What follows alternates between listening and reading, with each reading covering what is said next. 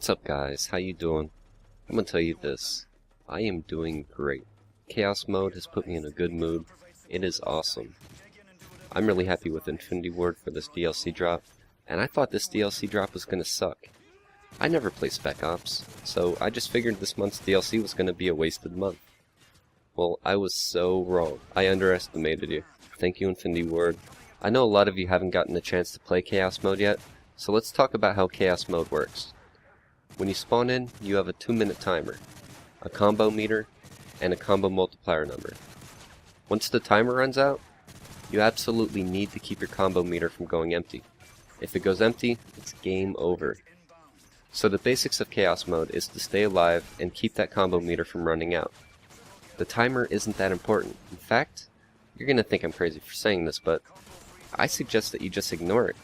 If your game gets to the point where you actually utilize those benefits of the timer, it's time for you to start a new game anyways. So, I'd say ignore it and just focus on what's more important. Now, the most common way that you're going to keep that combo meter full is by doing damage to enemies. It can be by your gun, knife, equipment, sentry gun, exploding car, whatever.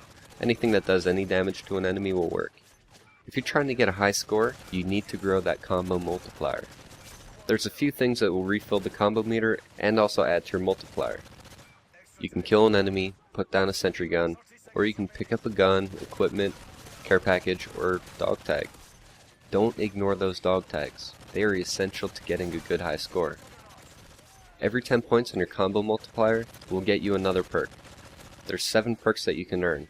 Sleight of Hand, Quick Draw, Extreme Conditioning, Stalker, Steady Aim, Fast Health Regen, and Juice. That's actually the order that you unlock them too. Keep in mind that none of these perks are pro. So don't go running in front of a claymore expecting Stalker to delay it, because it won't. You start out the game with 500 points of armor. You can keep track of how much armor you have left by looking at the shield icon at the bottom of the screen. That armor health does not regenerate, so it goes fairly quickly. When your armor is gone, you are left with just your standard 100 points of health, which does regenerate. That is when the Fast Health Regen perk does its work. When those health points are gone, you rely on your self-revives to bring you back to life. You start with 3 of them, and you can pick up more from care packages as you go along.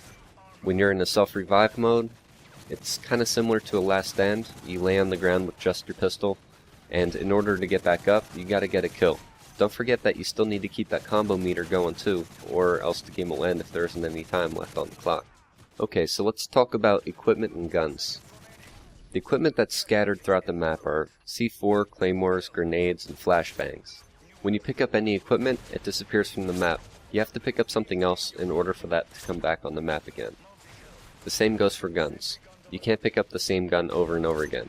You have to get a different gun first before the one that you're using will return on the map. Also note that you can't switch out your secondary with another primary weapon. You're stuck with that pistol the whole game. Now, the care packages that are dropped are Combo Freeze, Extra Time, Sentry Gun, Self-Revive, and bonus points. The Combo Freeze will fill up your combo meter and keep it full for 10 seconds straight. It's nice to save until you find yourself in a bind where you can't damage an enemy or pick up a gun. I think all the other care packages are pretty self-explanatory, so I won't go into all those details. Now, the toughest enemies that you're going to come across are going to be the Juggernauts. If you do take one out, you get rewarded with a red dog tag, which gives you an additional 200 armor, a score bonus, and the usual +1 on the combo multiplier. My advice for taking down one is flashbangs and any gun with a high rate of fire. SMGs and akimbo machine pistols work great. Flashes will temporarily disable all the enemies in the area for a small amount of time. While the jug is flashed, aim for the head. You get a lot more damage with those headshot multipliers. After you unload one clip, you will probably need to throw another flash to keep the enemies at bay, and a second clip should do them in. RPG rockets are another great weapon to use if you can get to them. If you can't take out the jugs comfortably, then don't bother with them until you can. Just keep moving. The 200 armor reward goes very fast, and you probably will take more damage than that 200 during the effort to kill one. You also don't get enough points to outweigh the hassle in some situations. You can get more points from a triple kill than you can from a jug kill. Now, there will be some times where a jug might be in a group of enemies, and there happens to be an RPG right next to you. Those are great situations. Capitalize on them. Grab that RPG and go to town. Alright, now before this video comes to an end, I want to give you a couple pro tips I have for Chaos Mode. First of all, this might actually look familiar to you if you've seen my Infected Tips video. So, whenever you have any of the akimbo machine pistols, you can fire one gun until the clip is almost empty, then start spraying with both guns. This allows you to reload one of the guns while the other one still shoots. You have a never-ending stream of bullets. Well, until you run out of ammo.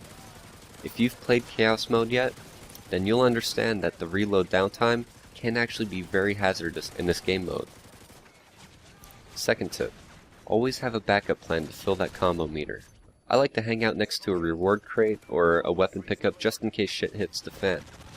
Reward crates also make good cover, so you can crouch and prone when needed. Alright, third tip, when you go into self-revive, you are invincible from enemy fire. So you can take advantage of that invincibility by only shooting at the jugs. It's like getting a free kill. Just remember to keep that combo meter full. If you use that tactic, expect to be totally surrounded when you get back up. It might be a good time to throw a flash. Even if you flash yourself, it's better than nothing, and at least you can move away into a better position where you aren't surrounded. You can also follow that flash with a grenade or two, and you are golden for a multi-kill. Alright, my last and final tip. If you have a combo freeze on deck and you pick up a sentry gun, your combo freeze will disappear. You might as well use it real quick before you pick up that sentry gun. Get those points. Alright guys, that's all the tips I have for you today. If you have any other tips, you can leave it in the comment section for everybody else. And I'll see you next time. Thanks, bye.